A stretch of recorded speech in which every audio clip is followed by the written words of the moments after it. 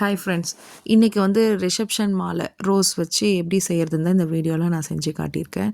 அதுக்கு வந்து நீங்கள் இந்த மாதிரி ரெட் கலர் ரோஸு, அப்புறம் பேபி பர்த் பூ, கோல்டன் கலர் கிடைச்சாலையும் பீட்ஸ் வந்து கோல்டு இல்லைன்னா சில்வர், நான் சில்வர் தான் எடுத்துக்கிட்டேன். யார் வேணாலையும் நீங்கள் வந்து இந்த பூவை வந்து கட்டி பழகிக்கலாம். ரொம்ப ஈஸியான ஒரு வழி தான். நீங்கள் இதை போய் ஷாப்பில் பர்ச்சேஸ் பண்ணும்போது ஒரு மாலையே வந்து உங்களுக்கு 2000 வரைக்கும் வரும்.